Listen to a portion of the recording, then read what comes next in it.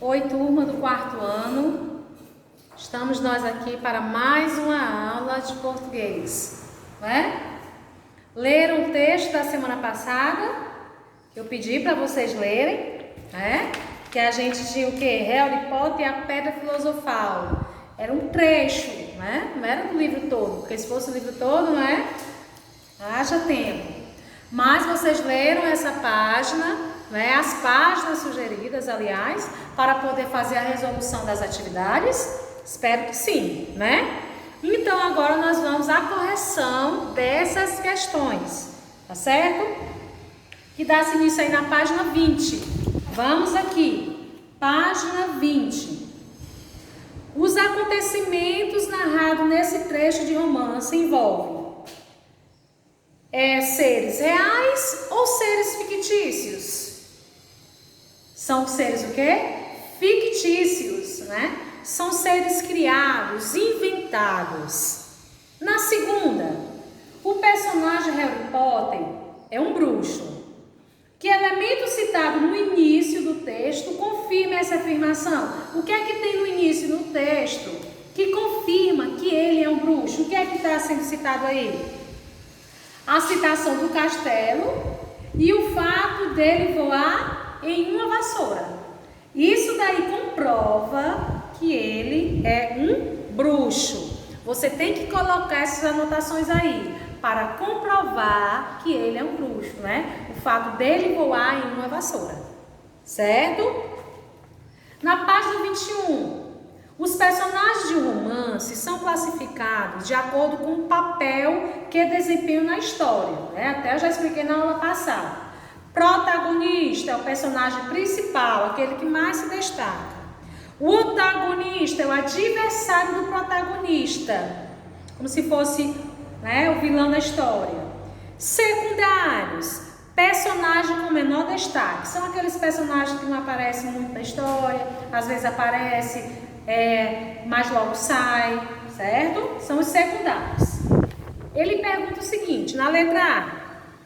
Quem é o personagem principal e quem é o secundário do trecho do romance lido?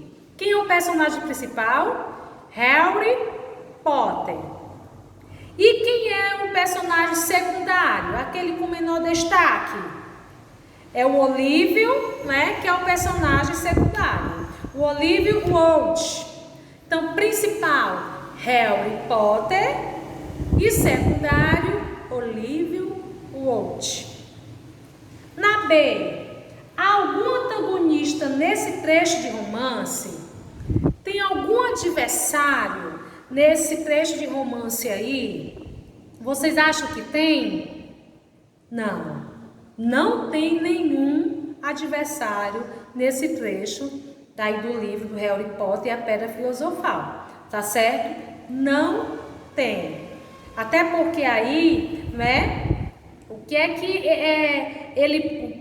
ele pretende, né? Ele pretende, né, o Harry Potter, ele pretende, né, com a ajuda de outros aí, conquistar, né, o mundo dos bruxos, né? E para isso ele precisa destruir todos aqueles que estão em seu caminho, né? Então muitos deles aí, eles precisam conquistar o mundo dos bruxos, aí vão destruindo aqueles que estão em seu caminho, mas não tem um adversário. Tá certo? Não tem. Quarta, nos trechos narrativos, como o trecho de romance que você leu, o narrador pode ser classificado de duas formas. O observador, que ele narra a história sem participar dos fatos, e o personagem, que é um dos personagens da história, ele participa da história. Assinale o tipo de narrador desse texto que vocês leram. Ele é um personagem ou observador? Observador, certo? Observador. É possível saber o tempo dessa narrativa, ou seja, quando os fatos narrados nesse trecho aconteceram? Sim. Como é que você consegue saber? O que é que diz aí? Por que você sabe? Porque os fatos narrados ocorreram por volta das 7 horas da noite. Por isso que você consegue identificar, né? Quando ocorreram, né, essas ações, essa narrativa. tá bom? E qual é o espaço dessa narrativa, ou seja, em que lugar se passa os fatos narrados nesse trecho? No estádio de quadribol, certo? No estádio de quadribol. Muito bem. Sétima questão. Relacione as bolas do quadribol às suas características. Nós temos aí, ó, nesse trecho, goles, o balaço e o pão de ouro. Cada um deles tem uma característica especial. Vamos identificar agora. Qual deles aí é a vermelha, do tamanho de uma bola de futebol, e sua função é marcar goles?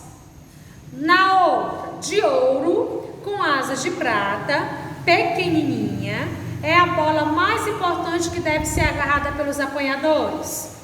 Pão de ouro, preta, um pouco menor que a bola vermelha, sua função é derrubar os jogadores. Balaço. Então fica A, C, B. Certo? Sétima questão. A, C e B. Tá certo? Oitava questão, nós temos aí, em sua opinião, do que os fãs do Harry Potter mais gostam na saga? Você vê aqui o gráfico e a gente descobre a opinião de 30 leitores, certo? Tá aí, ó. Eles gostam mais de quê? Da aventura, né? O elemento preferido por 8 os leitores, né? Gostam mais de aventura. E quantos leitores preferem o quadribol? De acordo com esse código aí, ó. Muitos, né? Ó. A maioria deles preferem o quadribol, certo? Logo abaixo nós vamos completar as características de um romance. Então, romance é um texto, na primeira linha você coloca narrativo,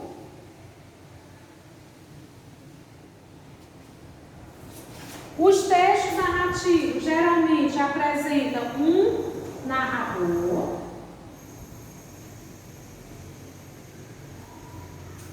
que conta a história e pode ser narrador, personagem, narrador, observador. Personagens que praticam ação e podem ser protagonistas, antagonistas ou secundários. Tem também o tempo, que indica quando ocorrem os fatos, e tem o espaço, que indica onde ocorre, certo? O tempo indica quando, o espaço indica onde ocorre. Então, essas palavras aqui são as palavras que você tem que completar os espaços da página 22, tá certo? Página 22. Na página 23, nós temos aí, onde diz o seguinte, uma tirinha, né? Ó, na tirinha a seguir, os personagens Calvin e seu tigre Haroldo falam sobre o esporte que eles gostam de praticar. A tirinha diz o seguinte, ó, é sábado, o que você quer fazer? Qualquer coisa, menos um esporte organizado. Quer jogar Calvin Ball? Isso. Nenhum esporte é menos organizado do que o Calvin Ball. Nova regra. Se você não tocar na base da pequena área, com a bandeira, vai ter que saltar em um pé só. De acordo com a fala de Haroldo, qual é a principal característica do Calvin Ball? Qual é? Não é um esporte organizado. Não tem a organização no Calvin Ball, certo? Na segunda, nesse esporte, qualquer jogador pode criar uma nova regra a qualquer momento? Em qual quadrinho podemos observar essa característica? No último quadrinho, né? Quando o Calvin começa a gritar que teve uma nova regra. Ele criou uma nova regra. E que semelhanças há entre o Calvin Ball e o quadribol? Os dois, né, são esportes criados no mundo da ficção, né? Eles são inventados. Eles também são jogados com bola, né? E possuem também a formação do nome parecida, quadribol e Calvin Ball, certo? Que essa era a atividade que era para ser resolvida no caderno, tá bom? Então essa foi a nossa correção. Nós agora vamos dar início, né, a um novo conteúdo, certo? Vamos aqui falar de encontro consonantal e dígrafo, que talvez até você já tenha ouvido falar, né? Mas nós vamos novamente, né, ver este conteúdo, tá certo? Então, na página 24, nós temos aí na página 24 do nosso módulo 2, nós temos aí o encontro consonantal. Olha só essas palavras que eu vou colocar aqui. Ó. Observe. Planta, livro, barco. Pronto, certo?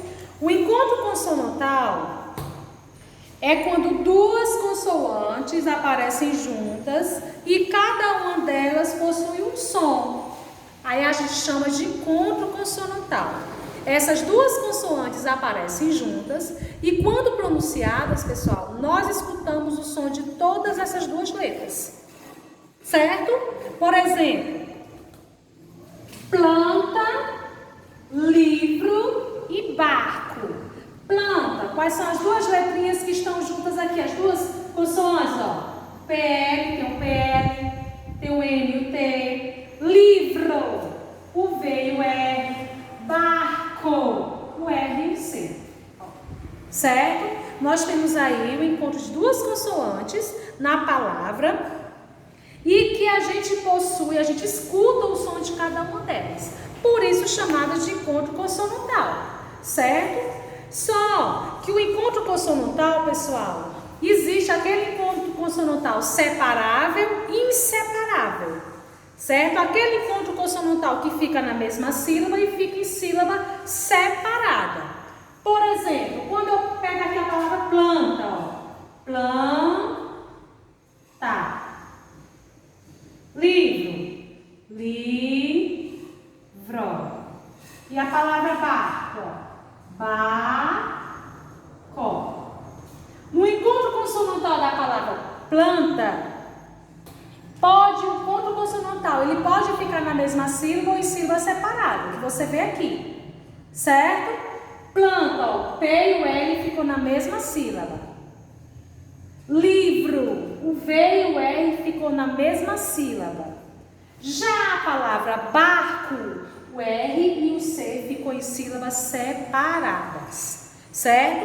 Então, o encontro consonantal, ele pode ficar na mesma sílaba ou pode ficar em sílabas separadas, tá certo? E isso você só vai saber quando você separar as sílabas, claro, evidentemente, tá certo? Mas lembrando que o encontro consonantal, que são essas duas consoantes que aparecem juntas e cada uma delas possui um som, que nós chamamos de encontro consonantal, podem ficar em sílabas separadas ou pode ficar na mesma sílaba, tá certo?